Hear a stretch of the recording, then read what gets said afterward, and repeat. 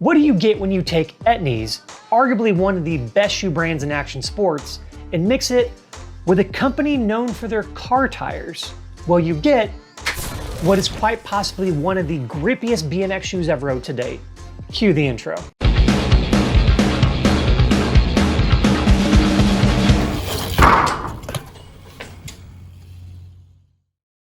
Welcome back, Welcome back, YouTube. It is freezing cold outside today, so we are in my little home office area to discuss these right here. These are the Etnies Culvert mid shoes.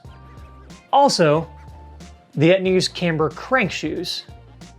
And also, the Etnies Marana shoes. So other than the fact they're all Etnies, obviously, what do all three of these shoes have in common? Well, they all use a special Michelin rubber outsole. Yes, that Michelin, the same company who makes tires from everything from your Toyota Corolla all the way up to high-performance race cars, has teamed up with the Etnies to create a line of shoe using their own proprietary rubber compound. They claim this shoe is 3 times more durable with the Michelin outsole, and we'll touch more on that later, but right now I want to talk about the grip. Because as you'd expect from working with a company known for their car tires, these things out of the box grip really well. And that might surprise you at first glance because as you can see, the actual tread pattern across the middle of the shoe is really not that deep, especially when you compare it to something like the Etnies Jamison Volks I have here, which use the more traditional Etnies outsole. What really comes to play here is the actual rubber itself, because the Michelin shoes, especially when new, do seem noticeably tackier feeling compared to the standard Etnies outsole. Keep in mind, Etnies currently offers 4 different versions of their Michelin compound, all with different formulas and tread patterns that will play a role in how the shoe wears and performs. What we'll be discussing here are the OC1s found on the Marana shoes, and the OCX4 found on the Camber Crank and Culvert shoes. Notice the OCX4 is advertised as their stickiest rubber. This was absolutely observed during testing. Now, I typically ride with the Stolen Thermalite PC pedals, which you'll see on the bike behind me there, and I find them to grip really well as is, but combine that with the Michelin outsoles, and there does seem to be a noticeable increase in grip compared to the standard Etnies outsoles. Another thing that I like that I didn't think I would going into it is actually the stiffer shank area. And I don't think that has anything to do with the fact that they're Michelin outsoles. I think it more has to do with the fact this is part of their mountain bike / BMX bike lineup. And as you can see, the flex on these is a lot less compared to a standard Etnies shoe. And not only that, but the soles themselves are just pretty dang thick. Boy, he's thick! I thought that this would be terrible for pedal feel, but honestly, I don't notice it at all. There's still plenty of flex left where you can feel the pedals on your feet just fine, and it offers you an extra level of protection, extra level of security against any sort of crazy bending or twisting motion of your foot. You just seem overall more secure with that stiffer shank. And while we're here, we might as well talk about the insoles. I find the insoles on most of the higher end Etnies shoes to be pretty sufficient as is, and the longer you ride, the more you're going to appreciate a good insole, because bruised heels suck and they take a long time to heal up. So having a good insole to help absorb some of that impact, especially when you're dropping out of the sky, it's going to help you a ton. So yeah, good insole, not just for old people. The rest of the shoe has been pretty solid as well. In fact, this pair of Maranas I have here, I rode in these for about a year before I finally had to retire them.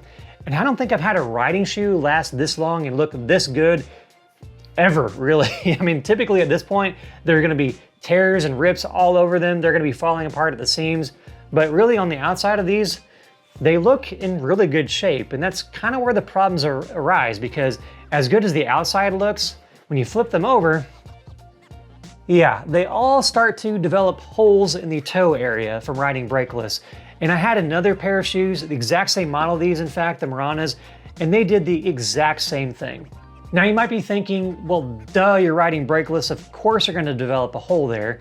And yes, you'd be 100% correct on that. However, I've been riding brakeless for a long time, and I've tried all sorts of different shoe brands over the years, and I don't think I've ever seen a hole develop quite as fast as I have with these Michelin soles. I mean, look, you can see the rest of the shoe still has pretty good grip life left, but that alone just keeps me from riding them. Let me show you another example. I have the Etnies Camber Cranks here. I've been riding in these for approximately 4 months, and I don't ride every single day or anything like that, but there's still plenty of life left. I mean, the shoes look in really great shape. Still plenty of grip left on the outsole, except for, again, there's a hole developing in that toe section. And I mean, I can push on it and it feels like it's gonna break through it at any moment. But again, it's unfortunate because the rest of the shoe is in really good shape. It's pretty funny when you do a high-speed brakeless stop with these Michelin outsoles, because that burning rubber smell, it smells exactly like a car doing a burnout. It's pretty wild. Now let's look at the Etnies Culvert shoes, which I started riding in about 2 months ago because I wanted a mid-top shoe. And these I only rode with the Stollen Thermalite SP pedals, which if you don't know, SP stands for steel pins. And let me tell you, steel pins with these Michelin soles, boy, you are locked in. To me, this was like a step below being clipped in. I felt like it was too much grip, especially on tricks like tabletops and turndowns, where you're shifting your feet a little bit on the pedals. I didn't realize, I guess, how much I did that, because when this combination of the steel pins with this Michelin outsole, to me, it was too much grip. Even if I had to bail off the back of the bike, I just felt way too locked in. But hey, that's all personal preference. Some people like that. Me, personally not, and I went back to the standard Thermalite pedals. But as you can see, riding with those steel pins for only a couple months, it's already starting to wear down the grip pretty good, although I haven't wore down the toe area just yet from riding brakeless. First session on the new shoes.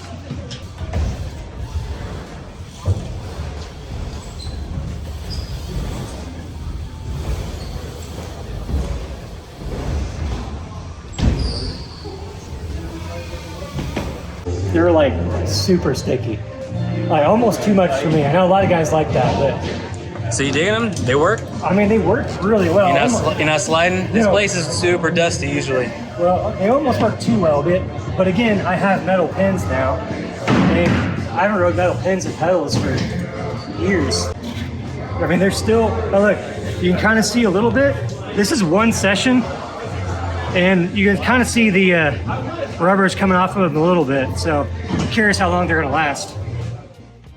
So the steel pins definitely seem to cause a bit more wear. That's not really surprising with any shoe. Steel pins are just gonna wear your shoes out faster. However, if you notice in that video, I'd only been riding for an hour or so, and there's already some wear starting to form on the bottom of the shoe.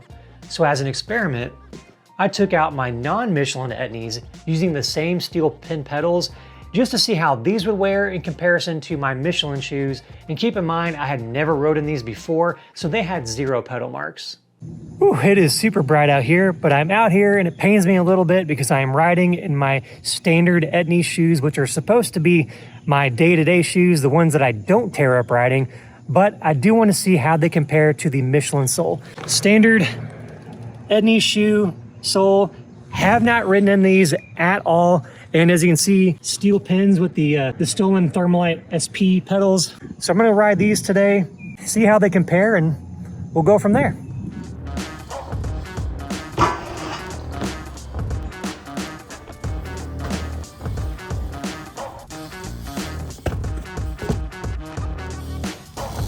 Reuse, recycle.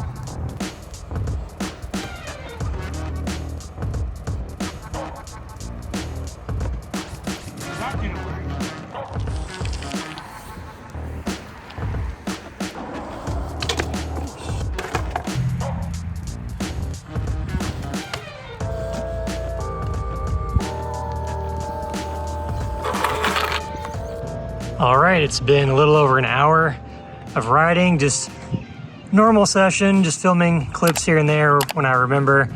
Again, steel pin pedals. Let's see what the shoes look like.